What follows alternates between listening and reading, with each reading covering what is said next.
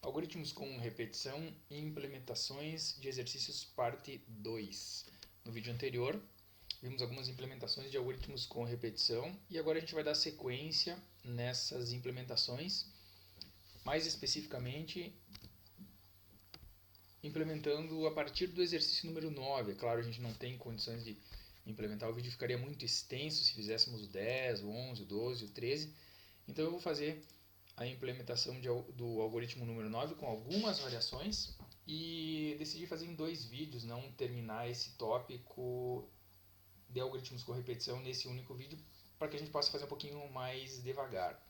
Sou o professor André Gustavo Schaeffer, da Universidade Federal da Fronteira Sul, e esse vídeo é parte da lista, da playlist que implementa a disciplina de computação básica do curso de Engenharia Ambiental e Sanitária do Campus Erechim da Universidade Federal da Fronteira Sul.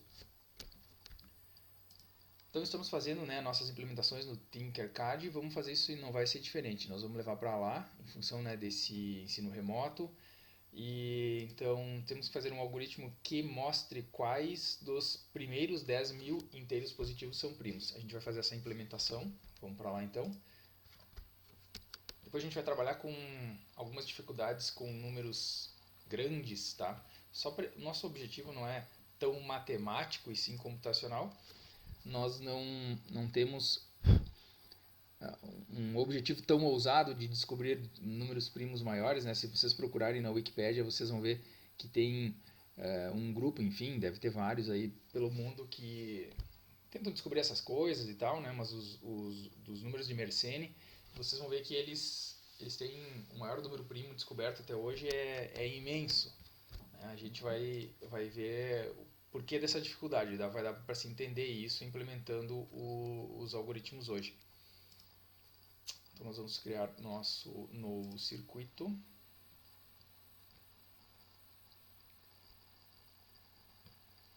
Vamos trazer a nossa plaquinha. A gente hoje, nesse exercício, não vai precisar nada além da placa, porque é apenas uma implementação, né, em cálculos, né? E aí no próximo vídeo a gente vai ver implementações de circuitos. Daí a gente vai usar diferentes atuadores, ali, sensores e etc. Então aqui nós vamos para o nosso código e somente texto. Vou aumentar o tamanho da tela aqui. Então vamos lá. Eu sei que eu vou precisar então de comunicação serial.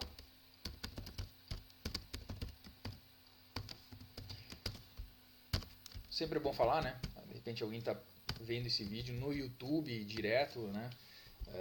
Muitas das coisas eu falo sobre todos os comandos que a gente está escrevendo aqui, mas aí seria necessário rever ou ver os vídeos anteriores, tá?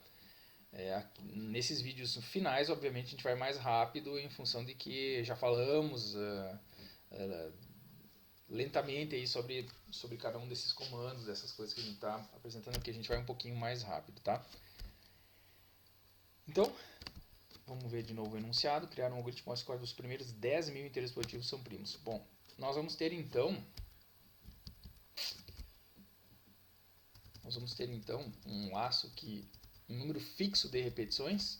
Portanto, a gente vai implementar esse laço aqui mesmo dentro do setup para que ele faça uma vez somente os 10.000 números, né? Se a gente colocasse no looping, ele continuaria, vamos dizer assim, né? Então, já explicamos também essa diferenciação entre o setup e o loop, né?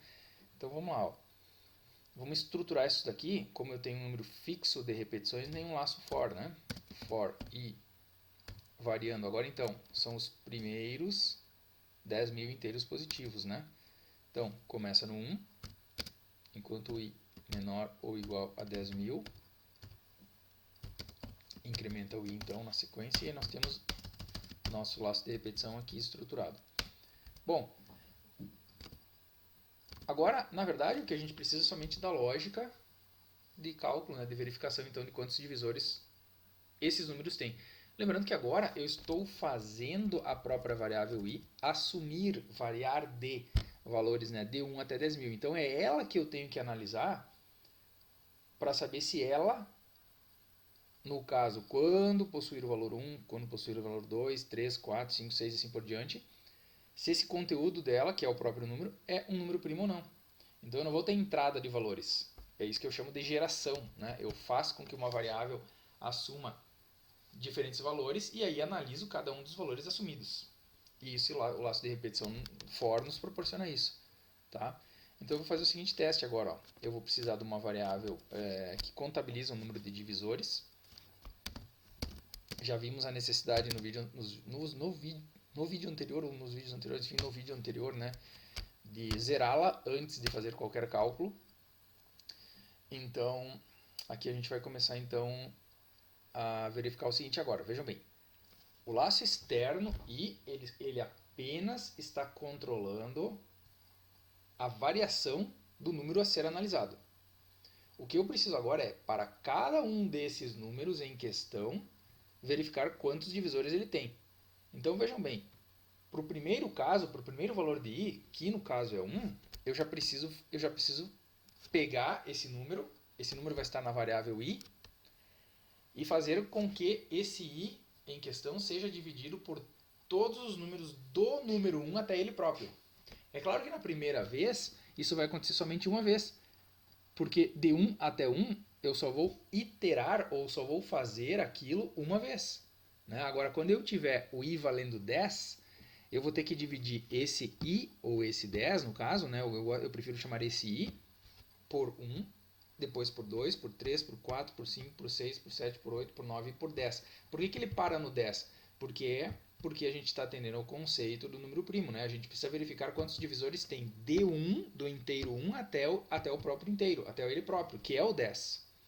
Então veja bem, aqui dentro nós temos a seguinte estrutura. Ó. Nós temos que fazer as divisões aqui embaixo. Nós temos a seguinte estrutura. Nós precisamos fazer com que o número pelo qual eu vou dividir o meu I varie do número 1 até o quê? Até o próprio I. Certo? Como eu disse antes, quando esse meu I for 10, eu tenho que fazer com que algo varie do número 1 até o próprio I. Eu preciso de uma outra variável agora. Por quê? Eu não posso usar a variável I, porque a variável I ela está nesse laço mais externo, sendo usada para um propósito. Tá? Eu tenho que usar outra variável. Eu acredito aqui que o Arduino, a linguagem C, ela te permitiria, aqui tem umas questões de análise sintática e semântica, nesse caso, muito interessantes, tá? Ela te permitiria usar a própria variável I. Eu nem vou fazer esse teste, porque eu não me recordo, tá? Eu acredito que ela não deixaria. Mas isso já fiz dezenas, inúmeras vezes, né? Algumas linguagens de programação, é muito curioso que a linguagem Pascal, por exemplo, ela apesar de ser tão antiga, era usada, enfim, né? Teve suas limitações, seu período de glória, né, e tudo mais, mas ela acusava. Ela dizia, né, for loop variable e agora não me recordo mais a mensagem em inglês, mas ela dizia já está sendo usada, tu não pode usar ela de novo, certo? Então eu preciso de uma outra variável aqui dentro, ó, desse for, né? Poderíamos escolher um outro nome, então agora, variável x, qualquer outra coisa, tá? Nós poderíamos então, seguindo o padrão aí que geralmente se usa, né, das matrizes, usar a letrinha j na sequência. Então, vamos fazer isso, ó.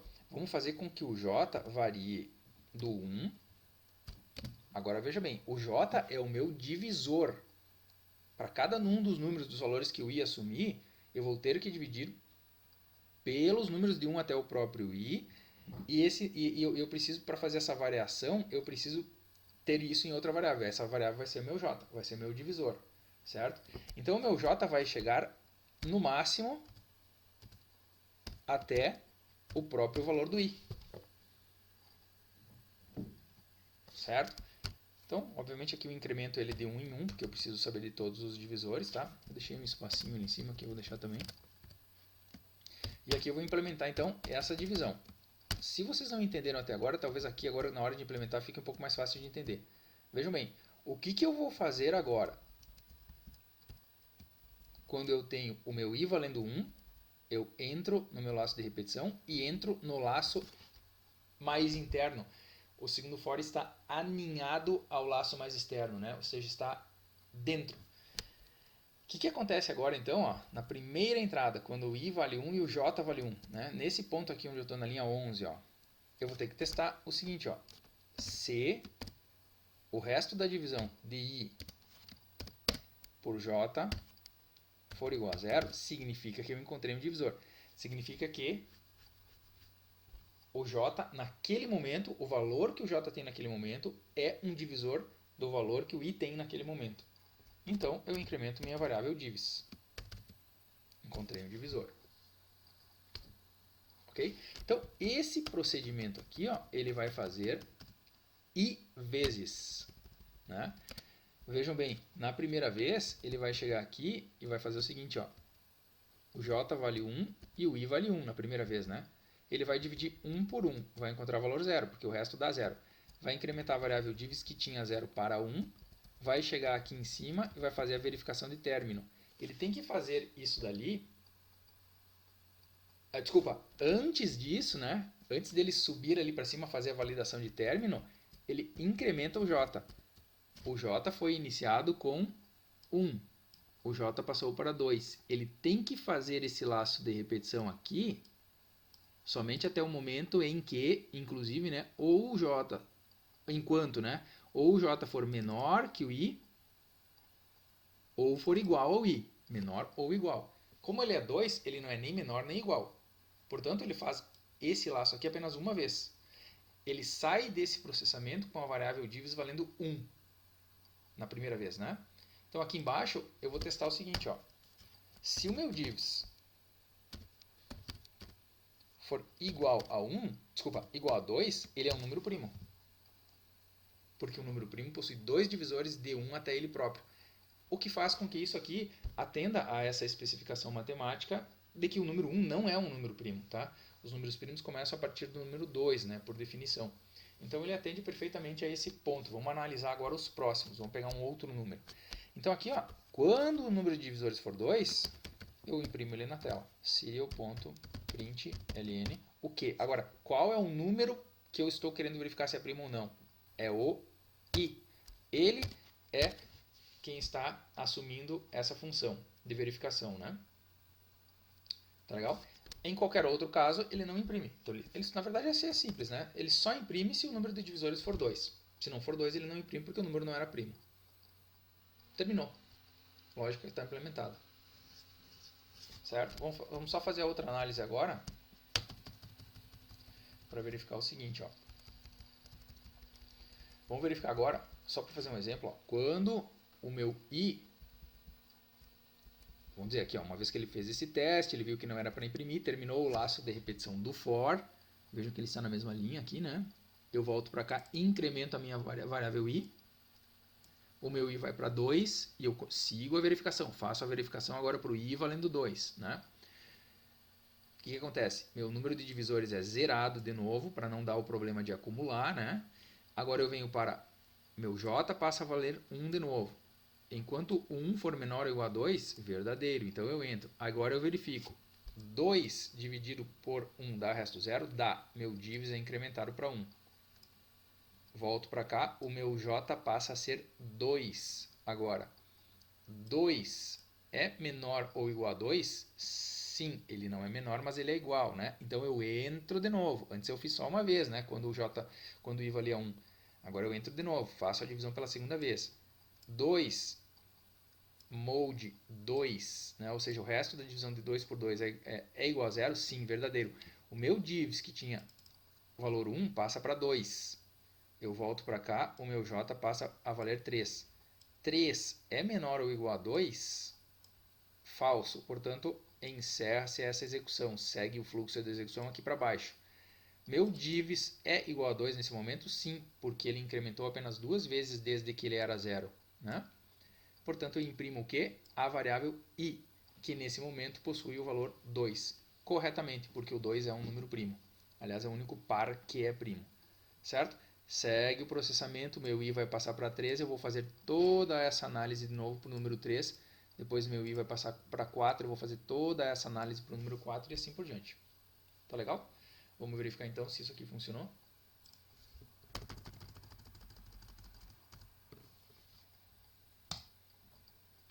Faltou fazer alguma coisa aqui. Não, serial begin já está. Okay. Tem um errinho no código. As variáveis, né? Vamos declarar as variáveis aqui em cima então, ó. Meu i é um valor inteiro, o meu j é um valor inteiro. Tem mais alguma variável? Divs, né? Divs também. Beleza, vamos pôr a rodar. Monitor serial, aqui já está gerando eles, ó. Vamos fazer o seguinte, ó, vamos dar um stop aqui, vamos parar a simulação.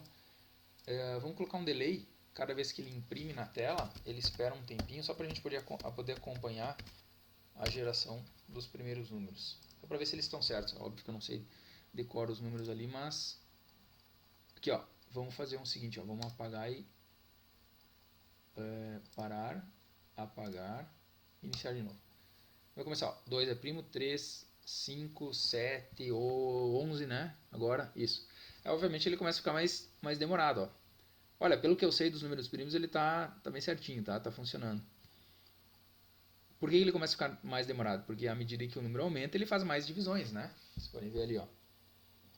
A partir daqui, obviamente não tem que aparecer nenhum número par, senão tá errado, certamente estaria errado, tá? Mas são vários os números primos, né? No início assim aparecem vários.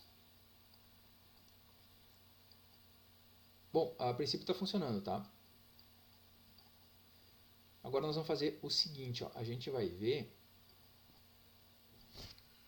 o seguinte, ó, vocês estão vendo que está ficando cada vez mais demorado, né? Vamos fazer, o exercício 9 já está implementado, tá? Ele iria parar aqui quando ele fosse analisar o número 10.000, ele iria parar. Porque é para fazer até o i valendo 10.000, né? Nós vamos fazer o seguinte agora, ó.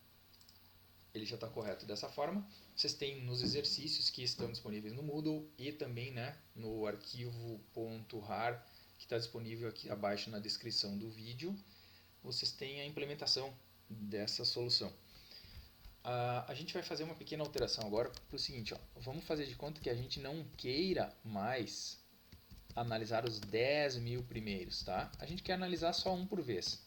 Nosso foco agora vai ser verificar como ele fica demorado com números grandes, números primos grandes, tá? E aí, nesse caso, nós não vamos fazer, simplesmente nós vamos fixar um valor para a variável i, de modo que ele analise somente esse número. Por exemplo, o número, sei lá, não vamos pegar um número muito grande de início, vamos pegar o número 1000. Não, o número 1000, na verdade, ele não é primo, né? Vamos fazer uma pequena alteração no programa. Ó. Se o número de divisores encontrado for 2, significa que o número é primo. Se não, a gente vai dar uma mensagem dizendo que ele não é primo, tá?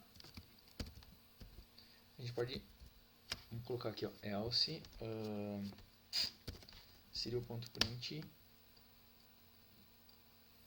Vou colocar assim, ó, não é primo. Ok, e aqui em cima não vamos escrever o número i, porque a gente já sabe qual é o número i, a gente colocou o fixo no programa, né, que o número i é 100. Senão a gente vai fazer, vamos fazer ele dinâmico, vamos fazer de forma que a gente possa informar o número, né, fica bem melhor também. Senão a gente vai colocar que ele é primo, tá? É primo. Ok, agora vamos alterar então, vamos fazer melhor. Vamos usar a mesma variável i, não tem problema, né? E vamos fazer o seguinte, serial.print informe o número. While not serial.available,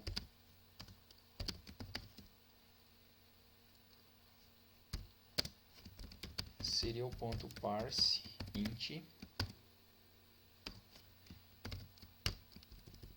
jogando para dentro da nossa variávelzinha i. Costumeiramente usaríamos um nomezinho um pouco mais sugestivo, né? Como por exemplo, também não custaria fazer nada, né? Vamos analisar aqui, ó, uma variávelzinha chamada numi, o número em questão, né? Então esse número vai receber a entrada que for dada lá pelo monitor serial. Beleza. E aí a gente percorre, então, faz j variando de i até o... Ah, aqui também tem que mudar, ó, né? J variando de i até o próprio número. E se encontrar dois divisores, ele é um número primo. Dois divisores somente ele é um número primo. Caso contrário, ele não é um número primo, tá? Esse delay agora não faz sentido ter, né? Porque a gente vai analisar um número por vez. A única coisa é que nós poderíamos colocar todo esse trecho aqui, ó, aqui embaixo, de modo que a gente pudesse fazer agora, então... Por que esse divs aqui não... Ah, eu não peguei o divs também, tem que levar para baixo. De modo que a gente pudesse fazer, então, ó, várias validações, tá? A gente simplesmente vai deixar aqui dentro, ó, não vamos colocar um número determinado de vezes, sim um número indeterminado de vezes. Está dentro de um looping, né? Do looping do próprio programa, então ele vai ficar nos perguntando aí que número a gente quer analisar e assim por diante. Legal? Então vamos fazer o seguinte, ó, vamos executar. Tem algum errinho, vamos ver o que aconteceu. Expected error E was not declared, né? In this scope. Então nós vamos ver, ainda é usar a variável I onde? Aqui, ó, tá. Na verdade agora é o número sendo analisado que a gente precisa dividir pelo J, que está assumindo os valores dos divisores, né? dos candidatos a divisores, né? De 1 até ele próprio, até o próprio número que está sendo analisado. Tem mais alguma coisinha, deve ter sobrado algum... Peraí, eu não observei a mensagem de erro para ver. Tá dando na linha 15, né? Expected, um parênteses, então. Faltou alguma coisa, vamos ver aqui em cima, a gente inseriu isso daqui, aqui, ó. Where not serial available, ele dá nas proximidades, né? Já falamos sobre isso quando falamos sobre compiladores e interpretadores, enfim, né? Em outras situações. Ele dá nas proximidades do local onde ele encontrou o erro, né? Aqui faltava fechar esse abre parênteses do while. Já está executando então. Vamos ver. Ó. Então aqui, ó, vamos apagar de novo, vamos parar a simulação, iniciar. Então está aqui a pergunta, informe o número. Eu vou informar um número aqui, por exemplo, o número 1000. Então o que ele vai fazer? Ele vai pegar, vai jogar esse 1000 dentro da variável num, vai entrar no laço de repetição do for j, né, que está alinhado mais interno ao... Ah, desculpa, não tem mais o laço externo, né? Agora ele informa o valor 1000 para dentro da variável num e entra no laço for j, né? O que vai acontecer ali dentro? Então, o j vai variar de 1 até o próprio num, que é o número 1000. Portanto, ele vai dividir 1000 por 1, 1000 por 2, 1000 por 3, 1000 por 4 e assim por diante. Certo? E aí, ele vai contabilizar quantos divisores o número 1000 tem. Vocês vão ver que isso vai demorar um pouquinho. Ó. Eu vou dar Enter agora. Vocês têm um contador de tempo. Ah, não é primo, ele foi até rapidinho. Tá? Tem mais uma coisa que a gente poderia fazer também para ficar um pouquinho melhor. Ó. Talvez seja necessário depois, tá? Eu vou colocar junto com a mensagem de antes de exibir essa mensagem, eu vou imprimir, né, mostrar o próprio número na tela. Então a gente faz o seguinte, ó, Ctrl C, Ctrl V, coloca assim, ó, vamos colocar em serial print, que daí ele imprime na mesma linha, e a gente coloca assim, ó, o número, então, que está na variável num, é primo. Se aqui a gente não deixar um espacinho, ele vai grudar o número com a mensagem de é primo ou não. Então a gente empurra essa mensagem um pouquinho para o lado. Ó. Vamos colocar até em letra minúscula aqui também. Ó. Entendeu? Porque daí ele imprime o número e depois com a mensagem é primo ou não é primo. Certo? Mas já está funcionando. Só para vocês verem então como é que vai ficar. Ó, informe o número. Vamos fazer de novo. Parar a simulação, apagar, iniciar a simulação. Informe o número, então vou colocar agora um número maior, 2001, Enter,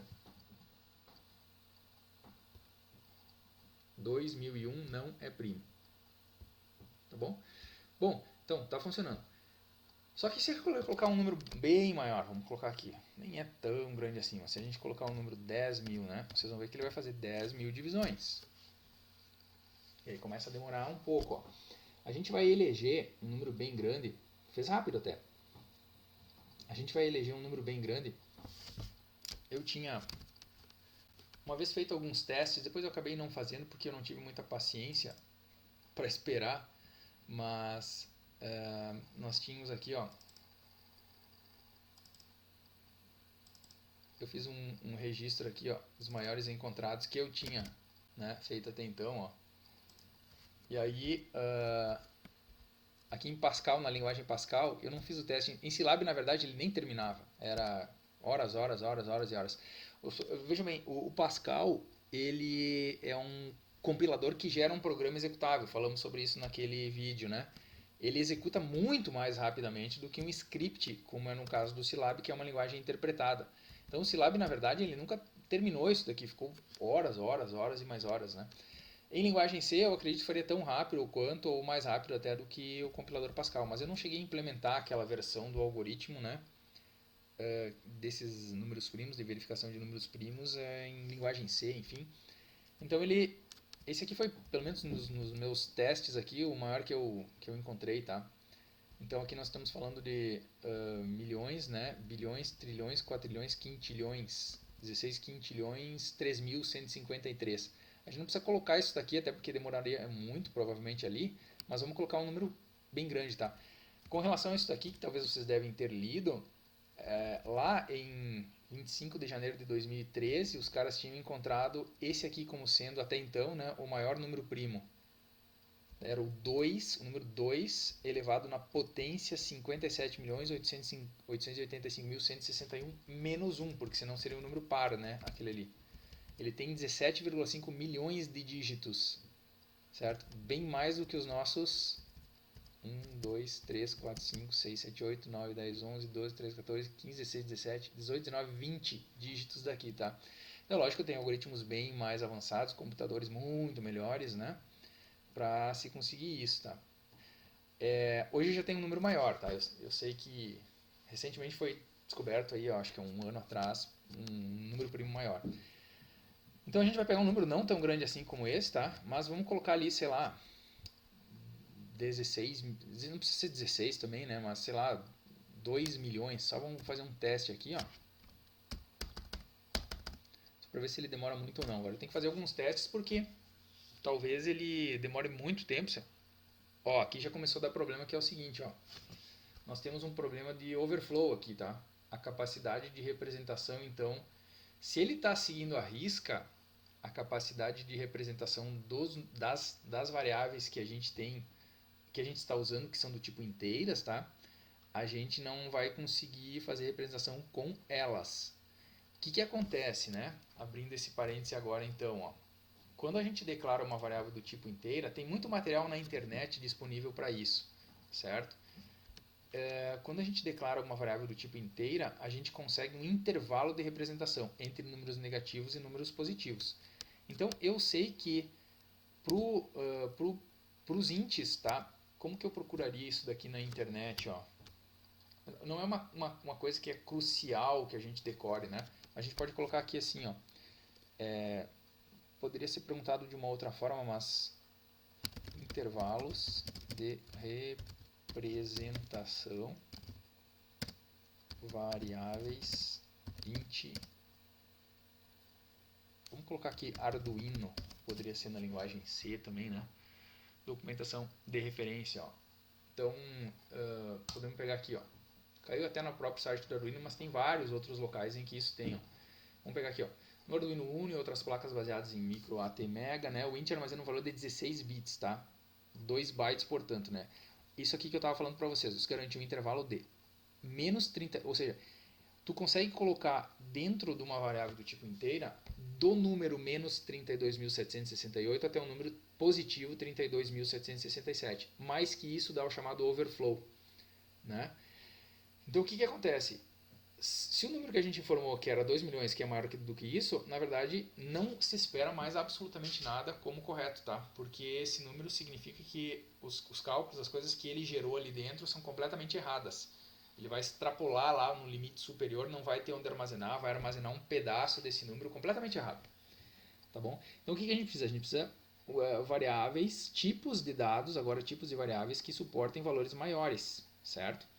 Então, é claro que aqui, ó, vocês vão encontrar na internet, inclusive, tabelinhas prontas.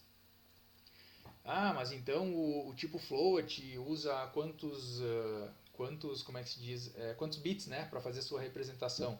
Então usa, aqui ele está usando 2 bytes, provavelmente o float use 4. A gente poderia procurar até isso aqui, vamos ver se a gente tem sorte aqui na forma como a gente procurou, ó. float. Documentação de referência, por sorte a gente encontrou aqui bem certinho também. Ó. 4 bytes, ó. Floats são armazenados em 32 bits, portanto 4 bytes, certo? Como eu disse para vocês, o que eu fiz? É claro, já trabalhei muito com diferentes tipos, né, de variáveis de dados, mas o tipo de dado que a gente vai utilizar, vou mostrar para vocês aqui um programa que eu fiz, que eu utilizei, até eu fiz, ó, primosgrandes.c, ó. Eu fiz em linguagem C também. Você lembra que o Arduino foi construído em cima da linguagem C, né? Então, deixa eu ver qual era o tipo de dado que eu usei para o caso aqui da implementação em linguagem C. Aqui, na verdade, tem uma estruturação. Era double mesmo, tá?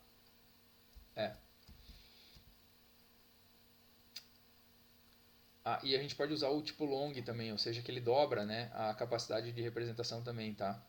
Vamos fazer um teste ali, ó. Vamos fazer o teste aqui, ó. Não em linguagem C, vamos lá para o nosso...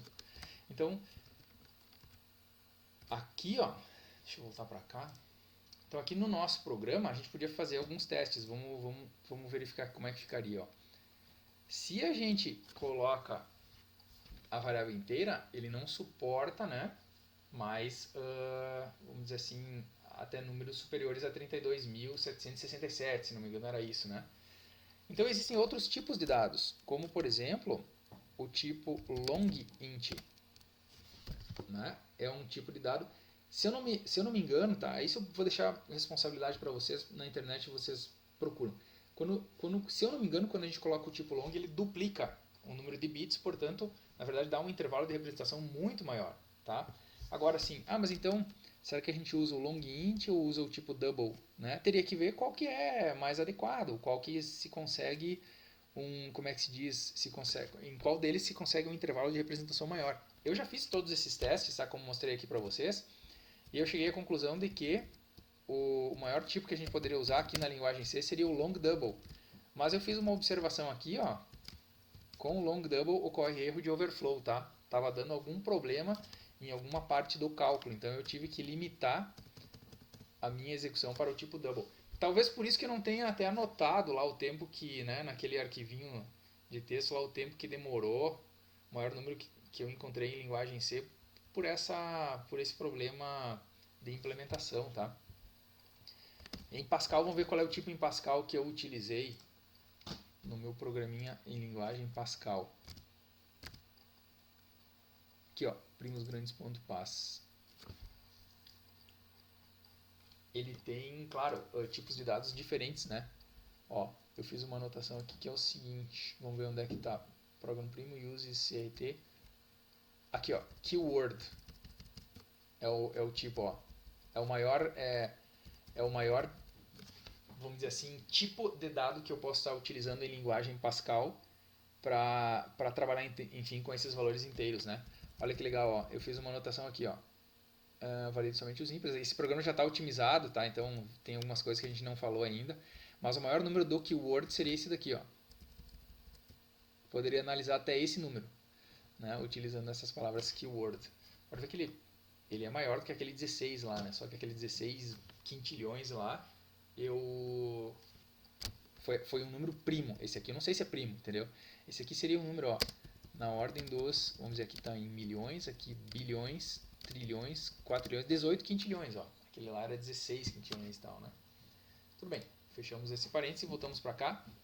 Então a gente pode fazer alguns testes, tá? Para ver se não dá erro e tudo mais. Mas eu já sugeriria de cara que a gente fizesse o seguinte teste. Vamos ver se nesse simulador ele suporta o long double. O long double seria então, pelo menos pelo que eu conheço, o maior tipo aí de representação de número possível de ser usado no Arduino, enfim, na própria linguagem C. Tem que ver se esse simulador suporta, tem que ver se fosse implementar numa placa Arduino, se a placa Arduino suportaria esse long double, né? Porque é um número de bits muito grande, tem que ver se isso cabe, né, no endereçamento de memória do microcontrolador do Arduino. Então essas coisas são bem relevantes, tá? Qual a desvantagem também? Quando tu tem um long double, tu precisa fazer um cálculo, como ele tem muito mais bits envolvidos, né? tu vai ter um cálculo um pouquinho mais lento do que se tu tivesse apenas um inteiro. Ou seja, se eu preciso dividir um número pequeno por outro, eu nunca vou utilizar nas minhas variáveis números maiores do que 30, vamos supor. Então é adequado que eu use o menor número de bits possível para fazer essa representação, tá? A gente não vai entrar no detalhe de como esses números são feitos, tá? De como esses cálculos funcionam. Se vocês quiserem, vocês podem verificar. Eu falo um pouquinho sobre isso dali, sobre como que funcionam esses cálculos como que funcionam esses cálculos, como que um número com um determinado número de bits pode se transformar em um número matemático, enfim, da forma como a gente conhece. Naquele vídeo, deixa eu ver se eu tenho aqui, ó. Espera aí que eu tô sem o menu, Tem um vídeo aqui nesse meu canal também, em que eu falo sobre isso, que é esse vídeo aqui, ó.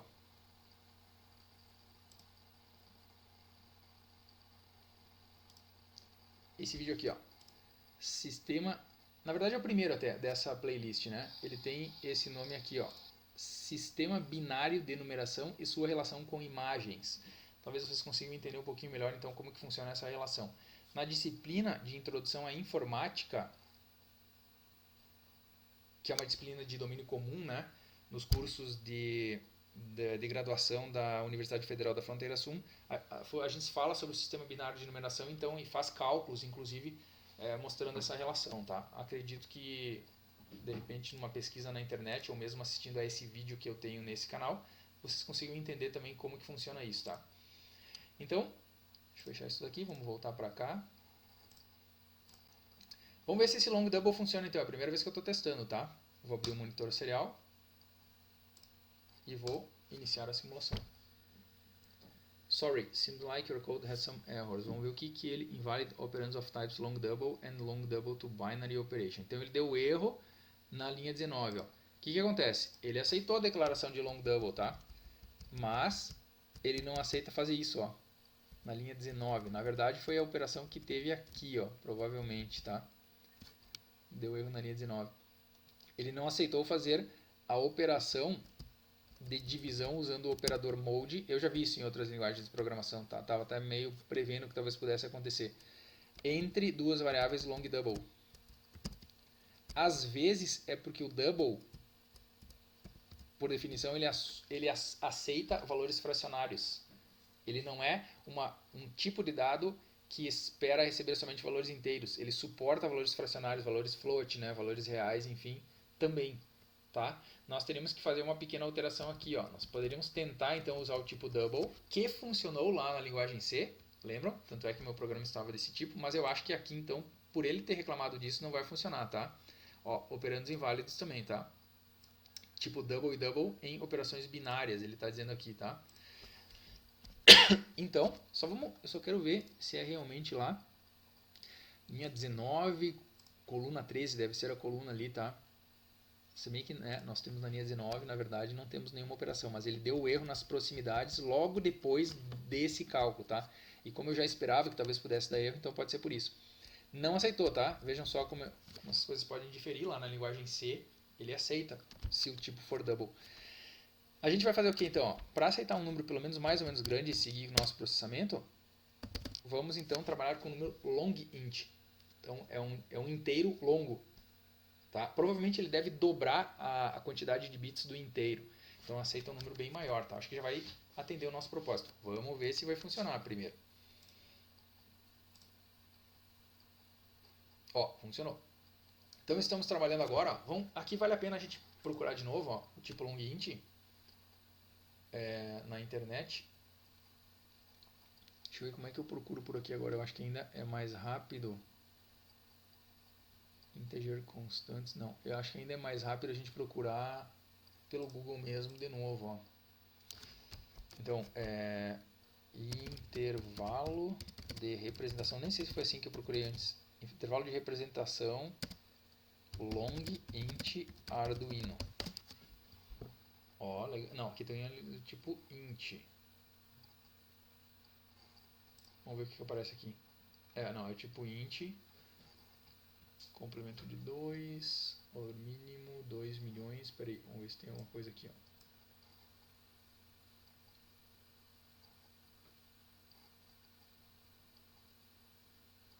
valor mínimo, 2 aqui, valor mínimo. Aqui já, se mudar a placa, ó, ele já muda para 4 bytes também, ó. Tô entendendo aqui, ó. No Arduino DUI e outras placas baseadas em micros SAM, como MKE e tal, né? E armazena 4 bytes, ó. Enfim, tem um padrão, mas às vezes não é muito seguido, né? Deslocamento de bits à direita. A gente pode fazer o seguinte então, ó. Vamos assumir que ele siga a mesma long int linguagem C. Que ele siga a mesma regra então dos tipos de dados da linguagem C. Tá? Esse aqui não é um... Como ele não é um PDF, vai ser rápido de ver então. Poderíamos tirar o sinal, daí ele não reserva um bit para o sinal e aumenta a capacidade de representação dos números positivos, tá? Unsigned, portanto, né? Por exemplo, unsigned int. Eu acredito que o long ele tem um intervalo de representação um pouco maior, tá? Vamos verificar aqui, ó, tipo char, né? Temos aqui aulas de algoritmos aí dos colegas lá da USP, pelo que está aparecendo aqui, né? Isso daqui nós não estamos de modo algum perdendo tempo no que diz respeito à implementação do algoritmo. Os tipos de dados são muito importantes de se saberem, tá? Vocês não precisam, a exemplo do que eu fiz até hoje, tá? Não precisam decorar esse tipo de coisa, mas vocês precisam ter isso em mente, ou seja, eu estou colocando um tipo de dado que pode, né, estourar a sua capacidade de representação, tá? Vamos ver aqui agora, ó, se a gente encontra unsigned int. Vamos ver se mostra aqui até inteiro sem sinal no intervalo de 0 a 2 na 8, né? Pelo que está aparecendo aqui, ó. Desse ponto em diante, os exemplos supõem que, ok, 32 tal. Aritmética, n, unsigned, vale, o tipo int. Aqui, ó. Aqui, os testes também estão abordando esse assunto, né? Pelo que eu estou vendo, então, aqui, unsigned int talvez chegue até esse número aqui, talvez, né? Já é um número bem grande, tá? Vamos ver se tem long int nessa página. Aqui, ó, no lugar de unsigned int, podemos escrever simplesmente unsigned, né? Existem ainda os tipos short int e long int e as correspondentes versões com prefixo unsigned, mas esses tipos serão usados apenas marginalmente nesse site, né? Bom, deixa eu ver se eu tenho nesse segundo link uma tabelinha deles, que às vezes o pessoal implementa com os limites. Estamos em linguagemc.com.br para dar os créditos aí, né? Aqui, ó, isso aqui que é legal, ó. Olha só, então, o inteiro, né? Como a gente viu, lembram? Menos 32.768 a 32.767. Signed, olha quantos tipos existem na linguagem C, né? Signed int inteiro com sinal. Vamos vir para cá, ó. Olha o long, ó. Long int. 2 bilhões 147 milhões negativo até o positivo correspondente, menos 1, né? Então, olha que legal, a gente poderia usar, não, mas aqui unsigned vai até 4 bilhões. Ele dobra, né? Quando tu não tem o sinal, se tu somar os números negativos mais os positivos, tu tem o dobro de capacidade de representação. Então, o tipo unsigned long int nós poderíamos utilizar, a gente não está analisando números negativos, certo? O float e o double eu acho que não vão funcionar, em função daquelas limitações ali que a gente viu. Long double seria o maior deles, ó. 3.4 vezes 10 na menos 4.932 até 1.1 vezes 10 na 4.932. Né? A long double seria o maior deles. Então acho que ó, nós vamos ficar, talvez, se funcionar ou com o long int de 2 bilhões negativos até 2 bilhões positivos, até ou o unsigned long int de 0 a 4 positivo. Vamos tentar, só para a gente testar os limites dele, usar isso daqui, ó, unsigned long int. Esse tipo de dado aqui, tá?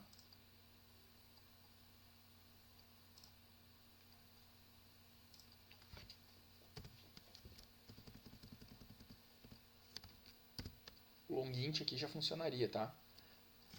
Nesse caso. Vamos verificar se isso aqui funciona, então. E aí nós temos aí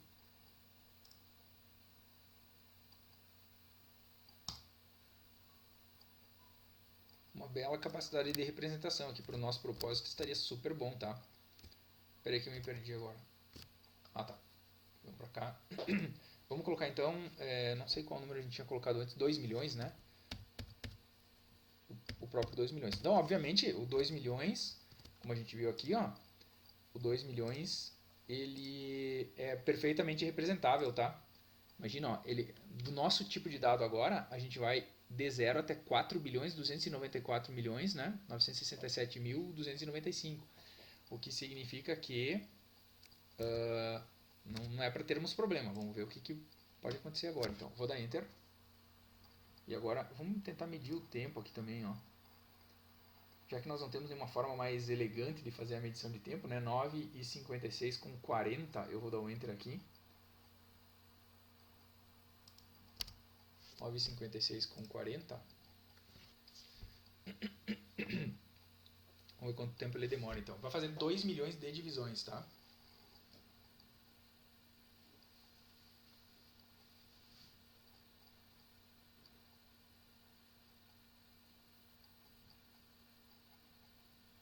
Espero que não demore muito. Qualquer coisa eu corto o vídeo.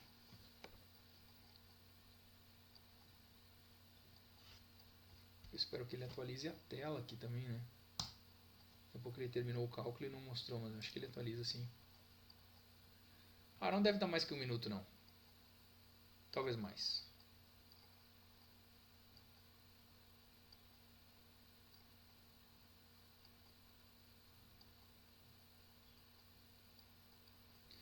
Pelo visto, só adiantando, o número 2 milhões já é legal para a gente analisar, tá?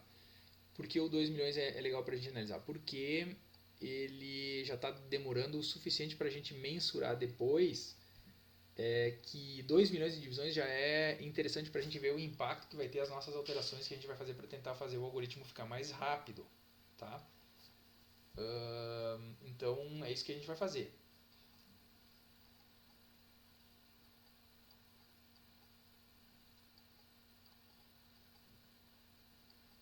Já está demorando demais, tá? O vídeo acaba ficando muito longo. Sugiro que a gente pare a simulação, tá? E experimente então colocar um número um pouquinho menor então, do que o 2 milhões, talvez, sei lá, 500 mil, por exemplo. Vou dar um parar a simulação. Vou iniciar a simulação de novo. Informe o número, ele está pedindo segunda vez. Então agora vamos colocar então 500 mil. Ó. Eu iniciei então às 9h58,45. Antes, pelo menos com 2 mil, se não foi 2 mil que a gente colocou, ele tinha feito rápido até, bem rápido.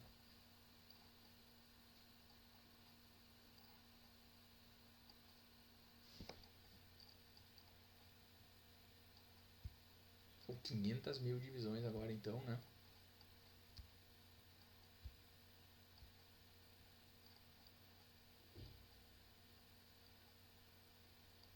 Na verdade, esse algoritmo, da forma como ele está escrito, ele não tem otimização absolutamente alguma. Ele está fazendo muitas coisas desnecessárias. É isso que a gente vai ver, né?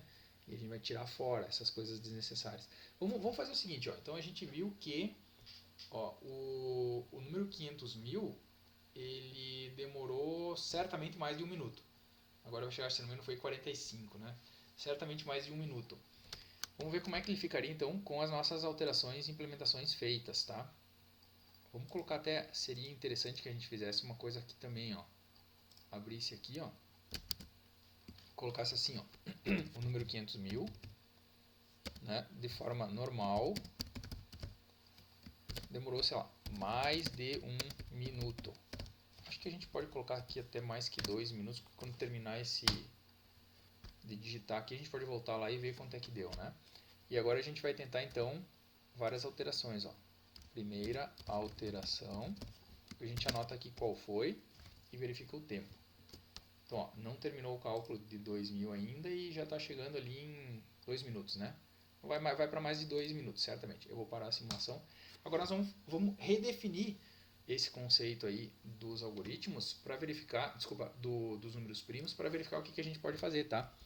Por exemplo, por que a gente está analisando um número par em primeiro lugar? Se a gente sabe que o único par que é primo é o 2, se o cara informasse o número par aqui para ser analisado, a gente podia dar a mensagem direto para ele. Né? Informe um número. Ó, a gente podia fazer o seguinte, ó. Se um número em questão,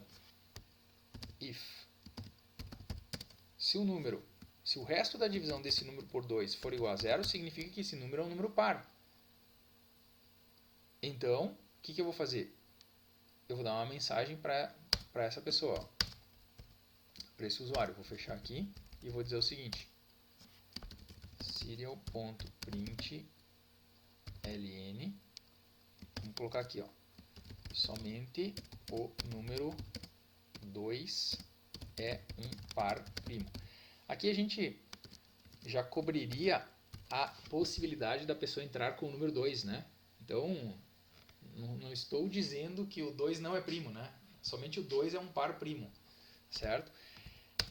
Caso contrário, ele faria todo o resto. Porque aí, caso contrário, significa que o número informado não é um número par. Né? Então eu vou empurrar isso aqui tudo para a direita e aí eu vou fechar esse meu if. Ó. Esse meu if que eu estou fechando aqui, ó. Desculpa, esse meu fecha-chaves, né? Ele é o fechamento desse abre-chaves do else, do caso contrário, do senão, né? Ou seja, se ele for um número par, ele simplesmente vai me dar a mensagem que somente o 2 é um par primo. Nem faz mais nada. Já pula para cá e volta aqui para cima solicitando outro número. Né? Caso contrário, então aí sim ele faz o processamento. Só que tem uma coisinha aqui que é o seguinte, ó, o número de divisores zerado, não vejo problema em deixar esse número aqui em cima, tá? Faria um pouquinho mais de sentido se a gente deixasse ele junto com o processamento do número, porque ele só vai precisar calcular o número de divisores quando se tratar de um número ímpar. Então faz sentido que a gente deixe um pouquinho mais junto ali embaixo, tá? Beleza, vamos implementar de novo então, só para ver se essa alteração simples funcionou. Ó. Vamos colocar aqui, ó, apagar, parar simulação, iniciar. Informe o número. Então eu vou colocar de novo ó, o número 500.000.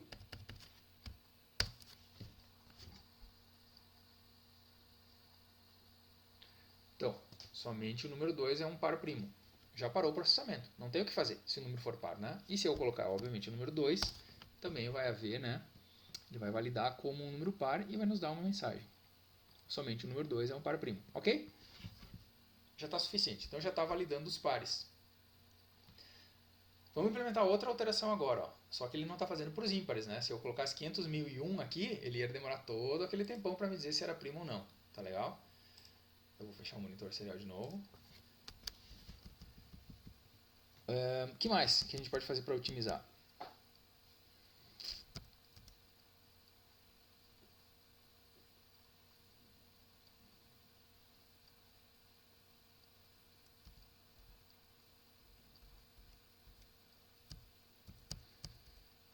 Se vocês forem ver, quando a gente está fazendo análise, vamos supor, para pegar um número fácil, vamos pegar um número 101. Tá? O que acontece? Quantos divisores a gente vai ter do número 100? Vamos supor, ou do número 100, vamos pegar. Do número 100. Se eu dividisse o 100 por 1, eu teria o 1 como divisor, eu teria o 2 como divisor, o 5 é divisor do 100, o 10 é divisor do 100, o 20 é divisor do 100, né? O 25 é divisor do 100 e assim por diante. Tudo bem, mas aí eu cheguei qual o próximo divisor? O 50. Quantos divisores nós temos do 50 até o 100?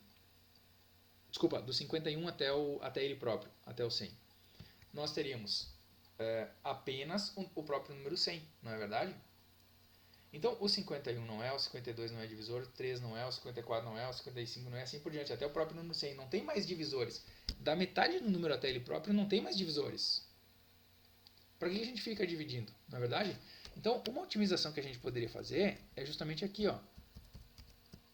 O meu J vai estar variando do número 1 até o próprio número sendo analisado. Isso aqui é errado. A gente poderia fazer o seguinte, ó.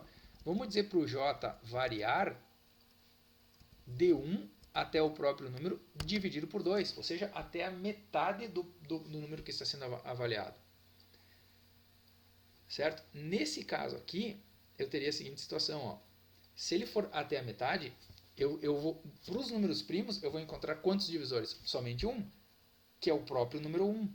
Como eu não irei mais dividir pelo próprio número, né? O número de divisores total que eu vou encontrar vai ser 1 para os números primos. Então o teste que eu tenho que fazer aqui é o seguinte, ó. Se o número de divisores agora for igual a 1, então ele é primo.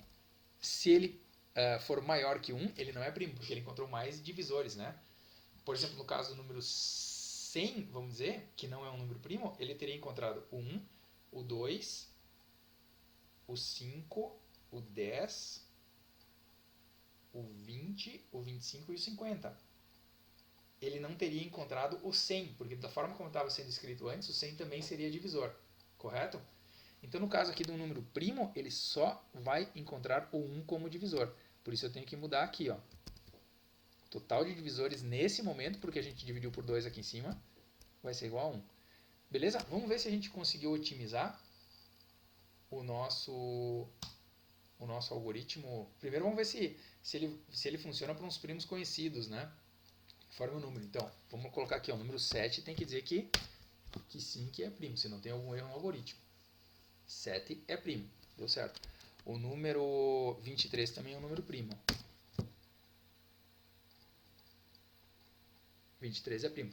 A princípio está funcionando. Vamos para o nosso 500 mil então e vamos ver se a gente tem a resposta num tempo aceitável já. Lógico, eu esqueci disso. Ó. Na verdade, só está validando números ímpares a partir de agora, né? Então vamos colocar aqui, ó, 500.001. Enter. Vamos ver que horas são. 10:08. Vamos colocar aqui, ó, 10:08.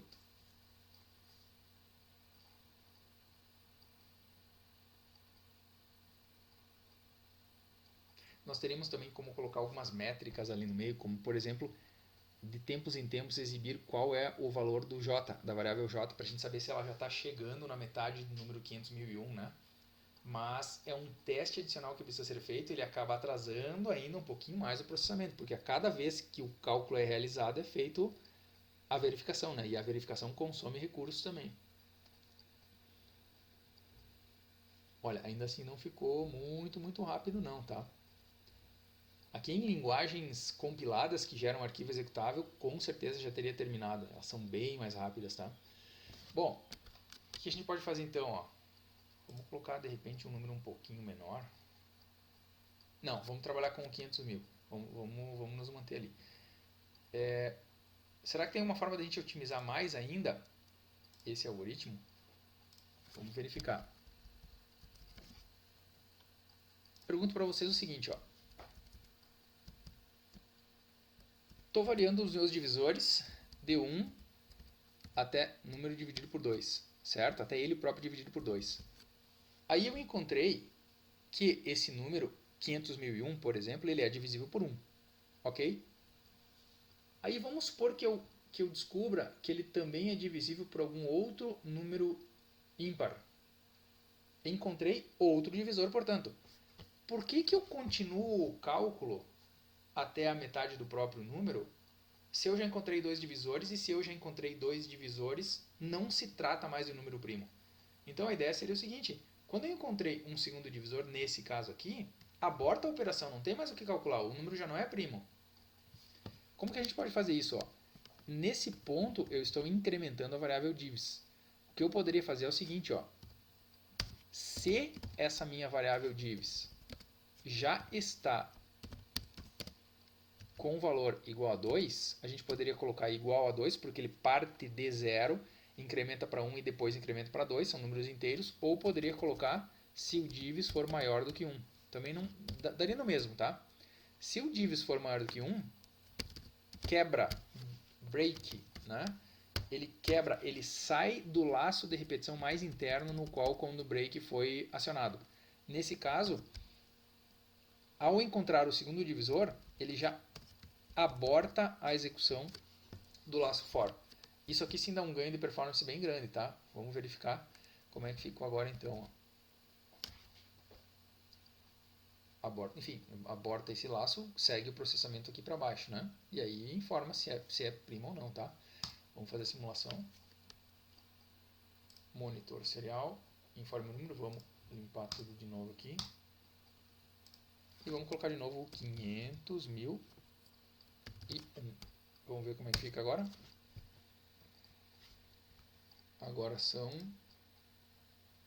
Ó, na verdade, nem tem por que medir, né? Olha como ficou rápido, ó. 500.001 não é um número primo. Tá legal? Então por quê? Porque ele encontrou um segundo divisor e já abortou. Não tem por que continuar fazendo os cálculos. Não é verdade? Vamos ver, vamos testar agora então. Será que ele não ficou rápido para números bem maiores, né? Vamos colocar aqui, ó. 2 milhões... 2 milhões e 1. Esse aqui a gente nem viu terminar antes também, né? 2 milhões e 1. Enter. Agora é 10 e 11 com... Ih, já terminou, ó. Então veja que o ganho é bem significativo nesse caso, né? Tá 2 milhões e 1. Podemos até brincar um pouquinho mais, tá? Podemos colocar aqui 10 milhões então e 1, né? Seria interessante a gente encontrar um número primo aqui talvez, né? Também. Só que aí lá na casa dos 10 milhões eu não... Pelo menos não tenho anotado nenhum. 10 milhões 001. Isso aí, 10 milhões e 1.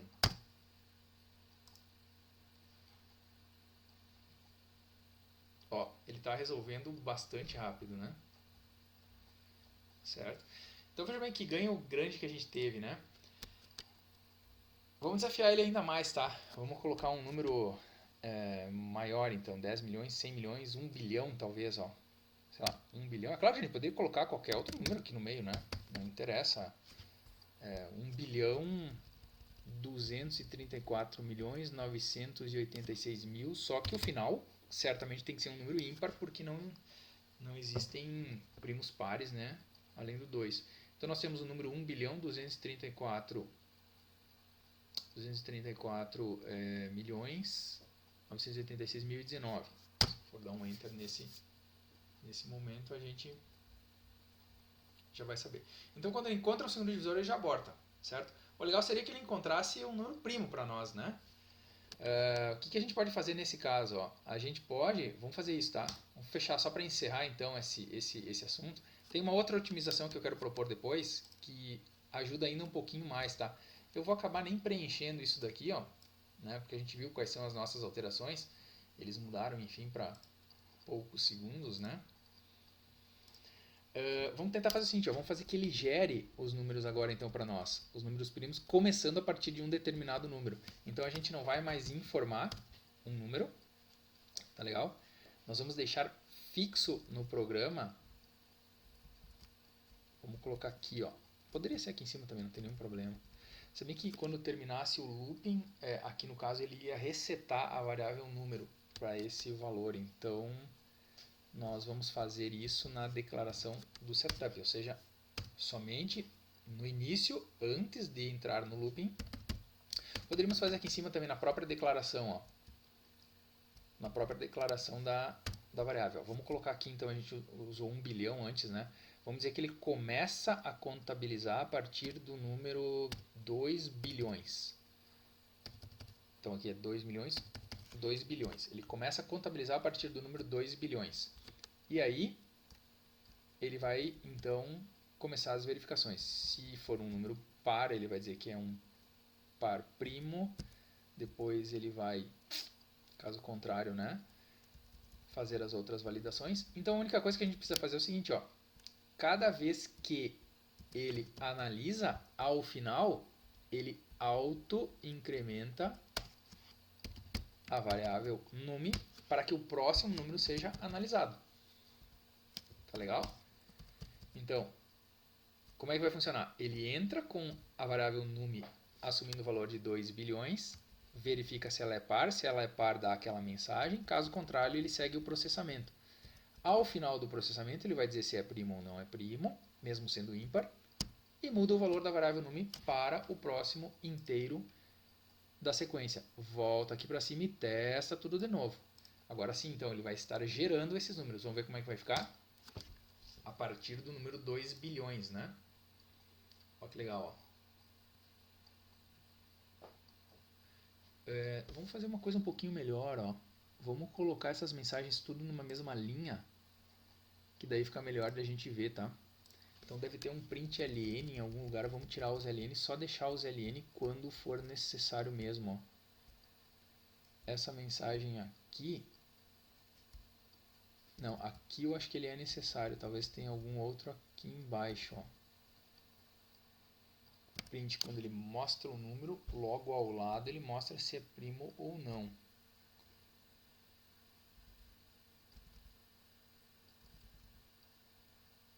Aqui também, se é primo, não, mas ele tá somente o número.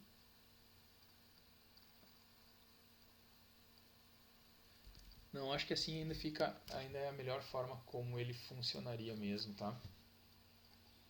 Vamos para lá então de novo. Parar a simulação, vamos apagar tudo e iniciar a simulação. Ah, sim. Ah, tá, agora que eu estou entendendo. Quando o número é par, ele está mostrando isso daqui, ó. Tá, entendi. Quando o número é par, ele está mostrando isso daqui. Então não. Vamos fazer uma coisa melhor ainda, já que a gente está brincando aqui. Vamos fazer assim, ó. Pô, nesse caso aqui, a gente não está informando o número, né?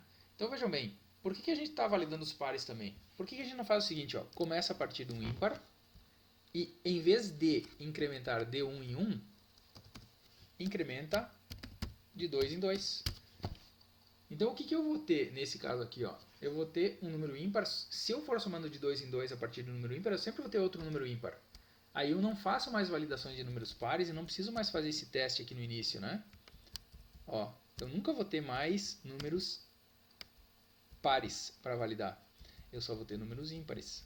Na verdade, eu vou tirar isso daqui então, que era o fecha do else. E tá legal, olha como ficou enxuto o nosso algoritmo então, né? Pronto, deixei tudo junto aqui, fica meio ruim de ver também. Massa. Entenderam a ideia? Então é essa daqui, né? Ou seja, vamos colocar assim, ó, incrementa de 2 em 2 a partir do 2 bilhões e 1. Certo? Vamos colocar a rodar. Vamos ver quais são agora os primos que ele descobre para nós. Parar simulação, monitor serial. Agora sim, ó. Então 2 bilhões e 9 não é primo. Vamos ver se ele descobre algum, né?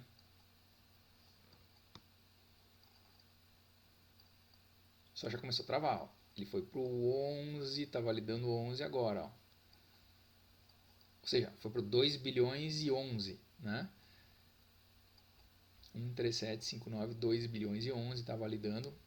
É interessante porque ele não encontrou nenhum divisor até agora, pelo menos. É capaz de ser um número primo, de repente, né?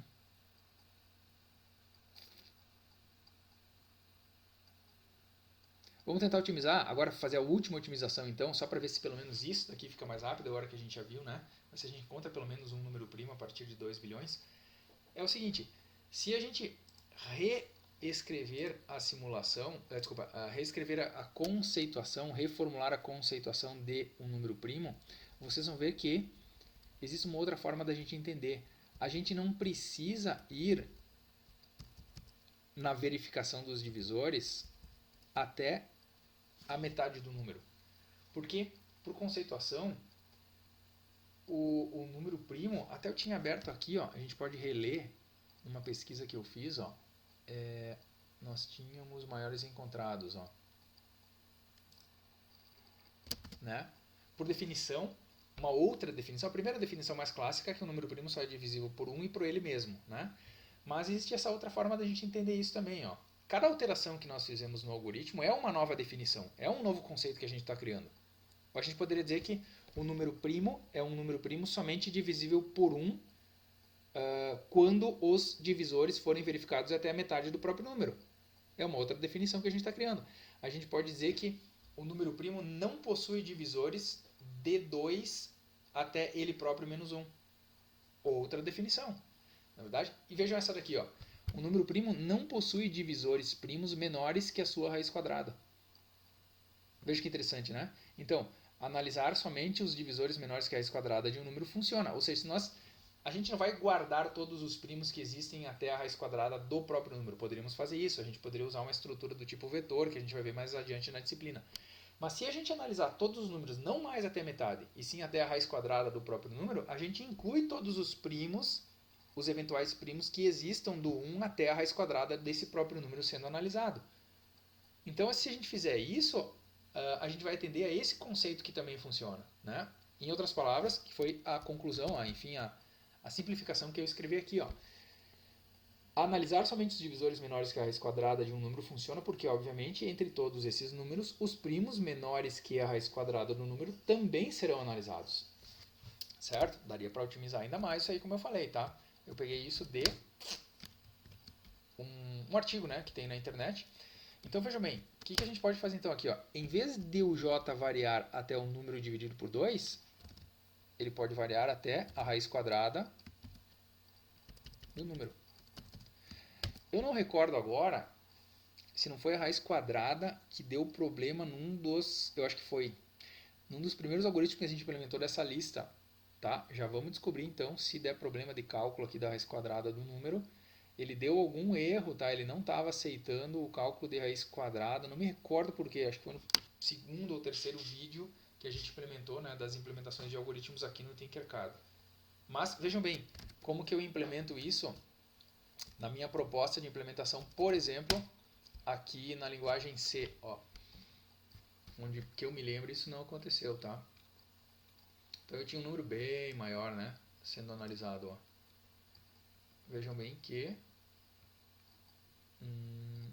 aqui pula porque é apenas a validação. Ah, espera aí, na verdade, agora que eu estou vendo que isso daqui ele está fazendo a validação de, não, é isso mesmo, tá?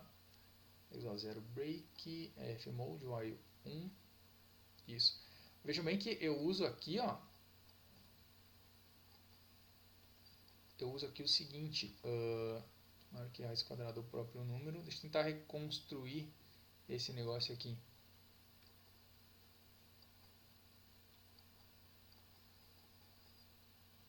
Ó, mesma coisa, né, que a gente fez ali, né, analisando somente os ímpares, iniciando a partir do número 3, né?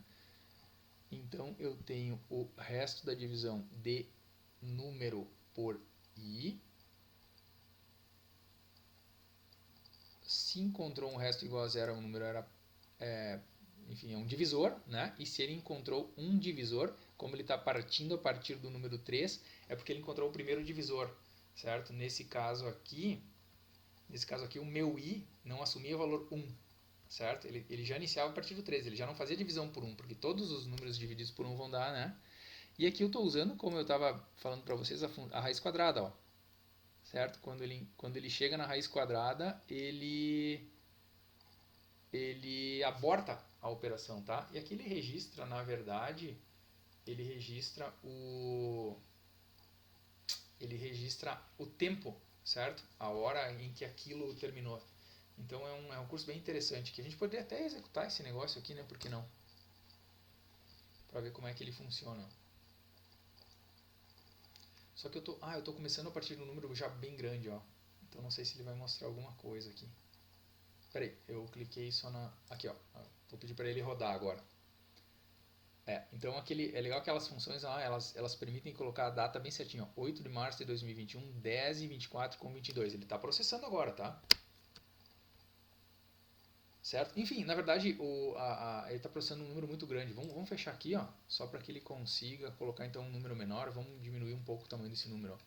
Eu vou tirar aqui, ó, 3 casas, né? 3 casas aqui, vamos diminuir o número, dividir o número por 1000 praticamente, né? Vou colocar a rodar aqui então. Não sei se não vai demorar também, apesar de ele estar fazendo rápido dessa forma aqui. Vamos diminuir ainda mais para não ficar muito extenso. 1, 2, 3. 1, 2, 3. Que número eu tenho aqui agora? Na casa dos 1000 milhares. 16 bilhões, ó. Já tá bom, né? Isso, vamos colocar a rodar assim. Ó, olha que rápido que ele faz, ó. Esse 16 bilhões ficou rápido demais, ó. Vamos colocar um outro aqui, ó. 16 trilhões, então. Aqui, ó. Que legal isso daqui, ó. Então ele encontrou aqui que o 16 trilhões... Vamos ver se ele conseguiu copiar aqui para nós. A gente pode depois validar lá no no nosso, né? Bloco de notas. Esse aqui, ó, copiou, né? 32.000. Ele está dizendo que esse número aqui é um número primo, tá? A gente pode validar depois no nosso também. Enfim, só fechando parênteses, não esqueçam, eu só abri isso daqui para mostrar que aqui eu fazia até a raiz quadrada, né? Ó, do próprio número, né? Função SQRT. Vamos ver se ele vai aceitar. Lá no Pascal também, ó. Bem rapidinho aqui abrindo. Vamos ver se ele vai aceitar usar aquela função raiz quadrada lá no Tinkercad. Ó, raiz quadrada do próprio número n, ó. Também, né? Função SQRT, ó. Vamos ver se ele vai aceitar agora, então, usar isso aqui no Tinkercad. Iniciar simulação, monitor serial. Pelo visto aceitou, porque pelo menos aqui está tudo certo, né? O 1 não é primo, o 3 também não. Essas foram as mesmas respostas que a gente teve antes, né? Mas ele está um pouco demorado aqui para verificar o 2 bilhões e 11, né? E esse número que a gente tem aqui é da ordem do quê? Vamos ver. Milhões, bilhões, trilhões, ó, 16 trilhões. Opa, foi adiante, ó. Nosso programinha agora foi adiante, ó. Bem mais rápido, né? Opa, olha aqui que legal. Olha aqui que legal. Por que ele demorou, ó? Por que ele demorou para validar o número 2 bilhões e 11? Porque ele é um número primo. Então demorou mais. Ele teve que chegar até a raiz quadrada do próprio número, né? Vamos ver se ele é um número primo mesmo. Vamos ver se esse outro programa aqui nos acusa também o número 2 bilhões e 11 como sendo um número primo. Só para a gente tirar dúvida, vamos ver se não fizemos alguma coisa errada. Os dois algoritmos acredito que não vão estar errados, tá? Vamos dizer para ele que a gente quer. Eu vou comentar isso daqui, ó, só para não perder esse número. E vou colocar meu n valendo então 2 bilhões e 11. Isso aí, né? 2 bilhões e 11. Então vai começar no 2 bilhões e 11 e já vamos ver de cara aqui se ele vai acusar. Ixi, fez muito rápido. Nós vamos ter que colocar uma pausa aqui agora. Vamos colocar aqui sim, ó. Acho que ele funciona o comando delay aqui. Não me recordo se funciona o delay aqui na linguagem C. Funciona, eu acho. Vamos colocar 5 segundos de pausa aqui também. Só para a gente observar se ele mostrou 2 bilhões e 11 como primo também. Não sei se tem função delay em linguagem C, não me recordo. Vamos usar isso daqui, ó. Da época que eu programava, isso aqui funcionava, tá? Ele esperava receber um enter, uma tecla pressionada, tá? E ele estava na biblioteca console.io, se eu não me engano, .h. Se não der, não deu erro, então tá bom. Início do programa. Eu vou dar um enter agora. Ah, sim, claro, mas eu tenho que colocar depois que ele vai fazer a verificação e não antes. Claro, não aqui, né? Funcionou, tá? Então não tem problema. Vamos colocar essa implementação aqui, ó. Ou seja, depois que ele deu essa mensagem aqui, a gente coloca um getCH, né? Ou seja, ele espera receber uma tecla pressionada do teclado, aqui na linguagem C, tá? Legal, ó. Funcionou mesmo, ó. É primo. Por isso que ele estava demorando lá no nosso simulador, né? Tá ok? Deixa eu fechar isso aqui, eu não vou... Agora já ficou salvo, né? Deixa eu alterar isso aqui, senão eu vou me esquecer dessa implementação. Então funcionou, tá? Então a gente conseguiu verificar que no próprio Tinkercad, enfim, na simulação lá do Arduino, a gente também consegue trabalhar então com esses números grandes, mas e que acima de tudo isso pode ser otimizado, tá? Vamos finalizar aqui, vamos ver o que ele está encontrando para nós. Ó. O 99 ó, também, ele encontrou que é primo. E por aí vai. Certo, pessoal? Eu não quero deixar esse vídeo muito extenso. A pergunta que eu deixo para vocês então é se vocês quiserem pensar, será que vocês não conseguem otimizar ainda mais, né, esse algoritmo? Quais seriam as outras ideias que se teria para fazer otimizações? Veja que nós estamos ainda muito distantes, né, daquele número o maior primo encontrado até hoje com um algoritmo simples assim, com essa capacidade de processamento aqui. Não conseguiria competir, né, para tentar conseguir encontrar novos números primos ou fazer coisas mais avançadas assim nesse sentido matemático, que teria que evoluir bastante nesse aspecto. Não é um algoritmo tão simples, mas a gente já consegue entender que a gente pode redefinir os conceitos matemáticos, entendê-los de uma outra maneira para fazer otimizações no código, de modo que isso dê certo, claro, né? Não adianta ele nos gerar informação errada, não adianta ele dizer que determinado número é primo quando ele não é, e não serviria, o algoritmo estaria errado.